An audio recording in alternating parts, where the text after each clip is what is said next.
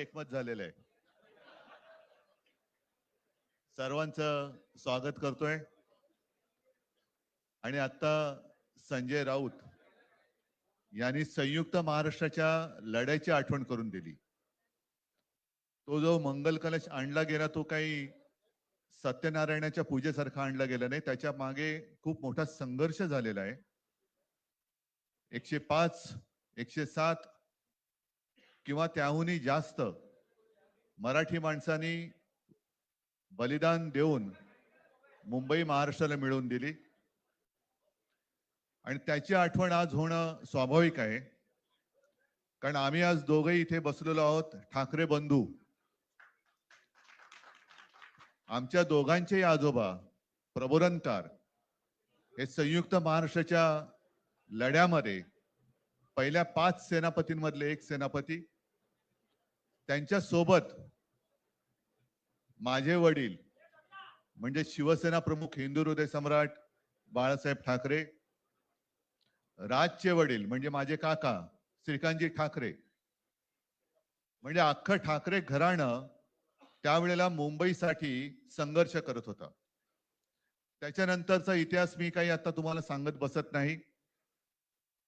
पण मुंबई महाराष्ट्राने मिळवल्यानंतर मुंबईमध्येच मराठी माणसाच्या उरावरती उपरे नाचायला लागले. आणि त्यावेळेला न्याय हक्कासाठी शिवसेना प्रमुखांना शिवसेनेला जन्म द्यावा लागला. साधारणतः 60-65 वर्ष आता होतील. पुढच्या वर्षी शिवसेनेला 60 वर्ष होतील. इतकी वर्ष व्यवस्थित गेली. आणि आज परत आपण पाहतो आहोत की मुंबईचे लचके, मुंबईच्या चिंधड्या उडवायच्या हे मनसुबे त्यावेळेला ज्यांना मुंबई पाहिजे होती त्यांचेच प्रतिनिधी, जे वरती 2 जण, वरती म्हणजे इकडे नाही दिल्लीत बसलेले आहेत, त्यांचे मनसुबे आहेत. आणि आता जर का आपण भांडत राहिलो तर मग तो जो काय संघर्ष, ते जे काय हुतात्मा स्मारक आहे त्याचा मोठा अपमान होईल. आज आम्ही आमचं कर्तव्य म्हणून एकत्र आलेलो आहोत. आणि मी मागेच म्हटलं, एकत्र आलो आहोत ते एकत्र राहण्यासाठी. यापुढे मुंबईवरती आणि महाराष्ट्रावरती कोणी वाकड्या नजरेने किंवा त्यांच्या कपटी कारस्थानाने महाराष्ट्राला मुंबईपासून किंवा मुंबईला महाराष्ट्रापासून, मराठी माणसापासून तोडण्याचा प्रयत्न करेल, त्याचा राजकारणात खात्मा केल्याशिवाय राहणार नाही. शपथ घेऊन आम्ही मैदानात उतरलेलो आहोत. उत्साह अमाप आहे. मी तुमच्या सर्वांच्या माध्यमातून, मला कल्पना आहे की आज केवळ महाराष्ट्रच नाही तर अख्खा देश बघतोय. मी सर्वांना विनंती करतोय, आवाहन करतोय आणि एक सूचना सुद्धा करतोय. कारण मागे विधानसभेच्या वेळेला भारतीय जनता पक्षाने जो एक अपप्रचार केला होता, बटेंगे तो कटेंगे, तसंच मी मराठी माणसाला सांगतोय की आता जर का चुकाल तर संपाल, आता जर का फुटाल तर पूर्णपणे संपून जाल. म्हणून परत एकदा तुटू नका, फुटू नका आणि मराठीचा वसा टाकू नका, हाच एक संदेश मी आमच्या दोघांच्या युतीच्या निमित्ताने संपूर्ण महाराष्ट्राला देतो आहे. आणि मला खात्री आहे की मराठी माणूस हा सहसा कोणाच्या वाटेला जात नाही, पण त्याच्या वाटेला जर का कोणी आलाच तर त्याला परत जाऊ देत नाही. मी सगळ्यांना परत मनापासून धन्यवाद देतो. आणि राज,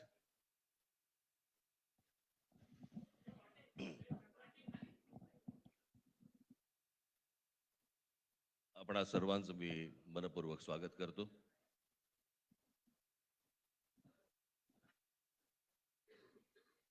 जे काय बाकी बोलायचंय ते सगळं जाहीर सभा जेव्हा सुरू होतील त्यावेळेला बोलूच आम्ही.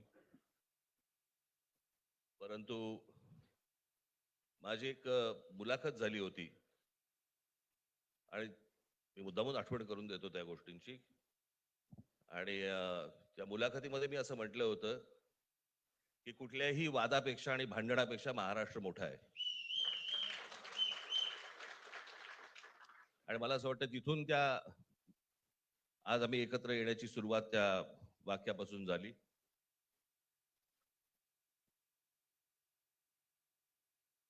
कोण किती जागा लढवणार, आकडा काय, हा नाही सांगणार तुम्हाला.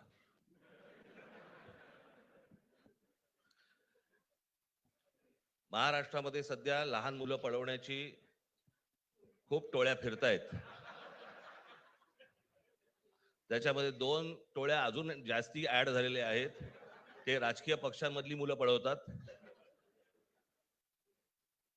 आणि जे निवडणुका लढवणार आहेत त्या लढवणाऱ्या सर्व उमेदवारांना दोन्ही पक्षांकडनं उमेदवारी दिली जाईल.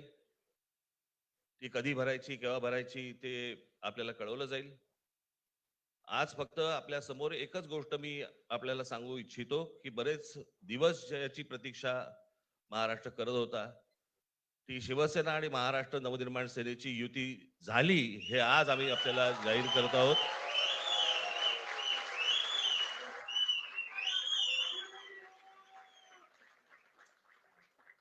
धन्यवाद. अजून अजून बाकीच्या महापालिकांमध्ये सुद्धा कालपर्यंत युती झालेली, जशी नाशिकमध्ये झालेली आहे, बाकीच्या ज्या महापालिका आहेत त्यांची सुद्धा त्यांच्या तिथल्याही युतीवरती आज उद्या शिक्कामोर्तब होईल. त्यांच्यावरती प्रतिक्रिया देण्याच्या तरी पातळीचे राहिलेत का ते? त्यांना त्यांच्या पक्षात सुद्धा कोण विचारत नाही. जाऊ दे. मला असं वाटतं की उत्तर देवांना द्यावीत, दानवांना नाहीत.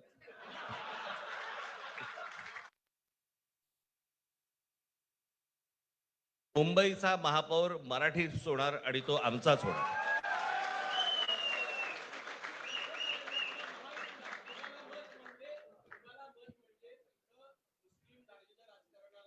मला असं वाटतं की एक मुख्यमंत्र्यांचा व्हिडिओ पण फिरतोय ज्याच्यामध्ये ते अल्ला हाफिज असं म्हणलेत, बरोबर ना? तर या गोष्टी त्यांनी सांगू नयेत. माझ्याकडे खूप व्हिडिओज आहेत.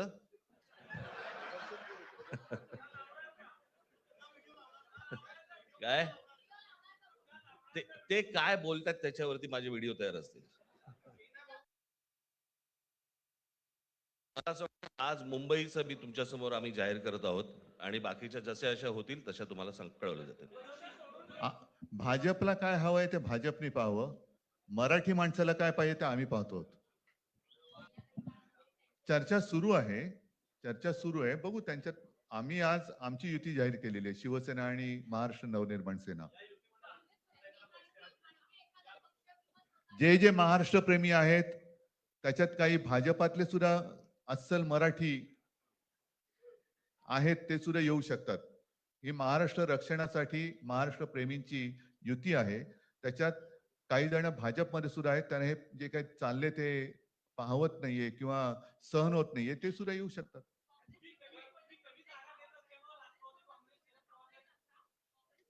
काँग्रेसने जर जाहीर केलं ना, हो मग आता म्हणजे आणखीन काय बोलायचं? तोडलं का तोडलं का?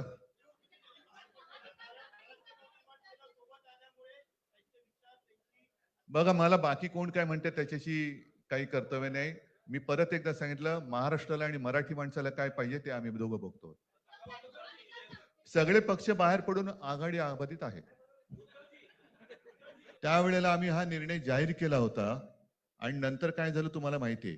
म्हणून आज आम्ही तो निर्णय जाहीर करत नाही आहोत. आता आमचं दोघांचंच घर आहे ना, दार बंद कशाला करायचं? ठीक आहे, चला. मला असं वाटतं बाकीच्या प्रश्न आता काही तसं काही नाहीये. निवडणुकीपूर्वी अरे झालेलं आहे ना जागा वाटप. माझी निघताना फक्त एकच छोटी विनंती आहे. ज्यांचं मुंबईवरती, महाराष्ट्रावरती, मराठी माणसावरती प्रेम आहे, अशा सर्व माझ्या पत्रकार बांधवांना, भगिनींना माझी विनंती आहे की आमच्या पाठीमागे उभे राहा. धन्यवाद.